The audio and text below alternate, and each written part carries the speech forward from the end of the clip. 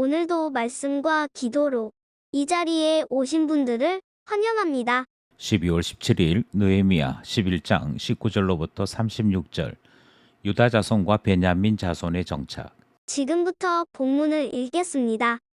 성문지기는 악굽과 달문과 그 형제이니 모두 172명이며 그 나머지 이스라엘 백성과 제사장과 레위 사람은 유다 모든 성읍에 흩어져 각각 자기 기업에 살았고 느디님 사람은 오벨에 거주하니 시아와 기스바가 그들의 책임자가 되었느니라.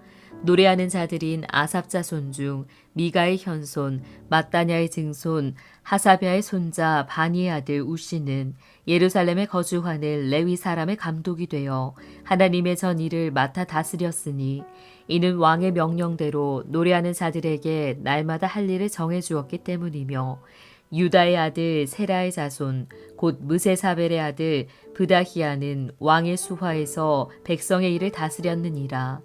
마을과 들로 말하면 유다 자손의 일부는 기럇 아르바와 그 주변 동네들과 디본과 그 주변 동네들과 여갑스엘과 그 마을들에 거주하며 또 예수아와 몰라다와 벳벨렛과 하살수알과 브엘세바와 그 주변 동네들에 거주하며 또 시글락과 무고나와 그 주변 동네들에 거주하며 또 에느림몬과 소라와 야르뭇에 거주하며 또 사노아와 아둘람과 그 마을들과 라기스와 그 들판과 아세가와 그 주변 동네들에 살았으니 그들은 브엘세바에서부터 흰놈의 골짜기까지 장막을 쳤으며 또 베냐민 자손은 게바에서부터 믹마스와 아야와 베델과 그 주변 동네들에 거주하며 아나돗과 높과 아나냐와 하솔과 라마와 깃다임과 하딧과 스보임과 느발랏과 로드와 오노와 장인들의 골짜기에 거주하였으며 유다에 있던 레위 사람의 일부는 베냐민과 합하였느니라. 본문 해석입니다. 예루살렘 성 바깥으로 흩어진 유다와 베냐민 백성들은 단순히 지역적 정착에 그치지 않고 하나님의 구원 역사에 동참하는 사명을 부여받은 사람들이었습니다. 이들이 예루살렘 성에 거주하지는 못하였으나 하나님 나라를 염두에 두고 이들의 사명을 다시 한번 생각해 본다면 하나님은 그들에게 각각 지역을 맡기셨고 하나님 나라의 회복과 성전 신앙이 유지되도록 하나님의 백성들을 필요한 곳으로 확장해 보내시는 일이 오늘 본문에 기록된 주요 내용이 되는 것이지요. 이는 온 열방으로 흩어져서 하나님의 나라를 건설하려고 하는 사람들에게는 당연한 일이었고 자기 자신의 영화만을 바라는 사람들에게는 마치 쫓겨나는 것과 같은 인상을 가지는 일이 되었을 것입니다. 이들은 어떻게 반응했는지 본문을 통해 살펴보겠습니다. 첫 번째 문단은 19절로부터 24절입니다. 문지기와 느디님 사람들. 맨 처음으로 소개되는 것은 문지기와 성전 봉사자들이 소개됩니다. 19절로부터 21절이지요. 성문을 지키는 172명의 문지기와 성전 봉사자들의 역할이 소개되고 있습니다. 그냥 단순하게 보면 문을 관리하는 사람 정도로 이해할 수 있으나 하나님의 집을 거룩하게 지키는 일, 특별히 경계를 맡아서 성전을 지키는 아주 중요한 사명이 이들에게 부여된 것이었습니다. 느디님 사람들은 전에도 말씀드린 바와 같이 신분이 낮은 사람들이었습니다. 그럼에도 불구하고 이들은 하나님의 집을 섬긴다 하는 사명감으로 일했던 것 같습니다. 이들이 성전의 정결함과 경건을 지키는 최후의 방패 노릇을 했다 하는 점에서 이들에게 부여된 사명은 너무도 분명했습니다.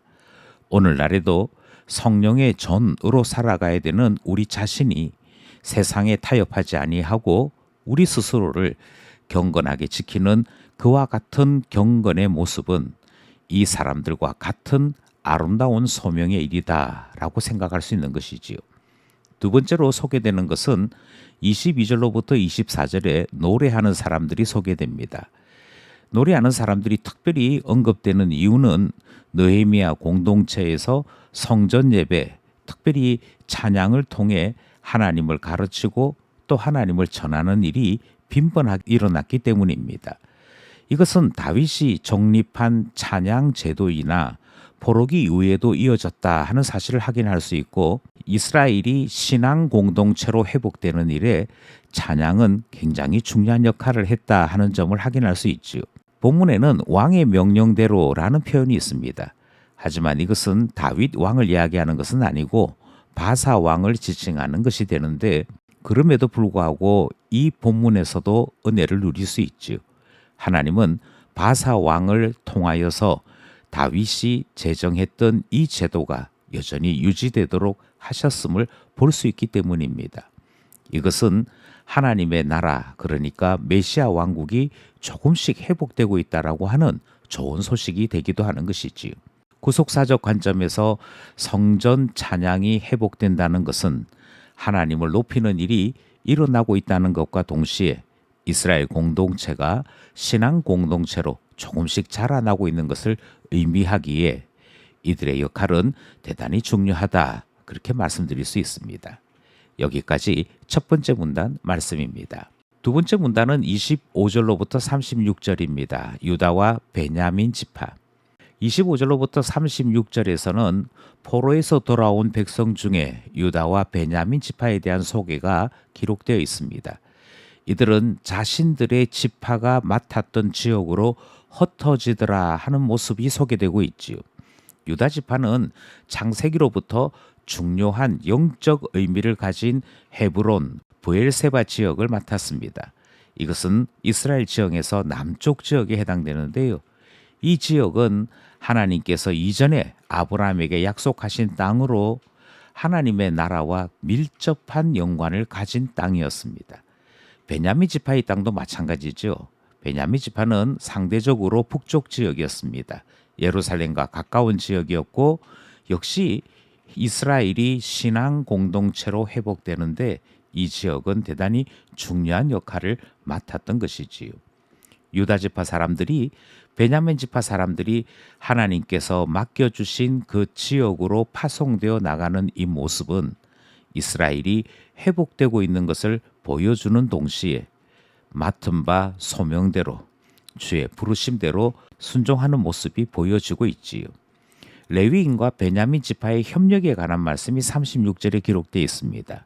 레위인들이 베냐민 지파의 지역에 합류한다 하는 모습이 기록되어 있는데, 이것은 레위인들이 부족해 보이는 베냐민 지파 지역에 가서 함께 합류함으로 이 지파의 연약함을 보완하는 모습이라 생각됩니다. 이처럼 성도들이 각자 맡은 부르심과 은사를 따라 섬기게 되나, 동시에 연약해 보이는 그와 같은 일이 보일 때에는 모두가 마음을 같이하여 함께 세워나가는 것, 그것이 교회 건설의 아름다움이다 하는 사실을 확인하게 되는 것이지요. 오늘 말씀을 정리해 보면, 먼저 모든 사람들의 관심은 하나님 나라 확장에 있어야 하는 것을 발견하게 됩니다. 예루살렘 성 안에 있는 것이 좋다고 거기에만 머물기를 원한다면 개인의 영달은 추구할 수 있으나 하나님 나라 확장과는 상관이 없게 되지요. 그런데 오늘 본문에 등장했던 많은 사람들은 주님의 부르심을 따라 예루살렘 성 안이든 성 바깥이든 부르심을 따라 움직였고 순종했던 모습을 보게 됩니다.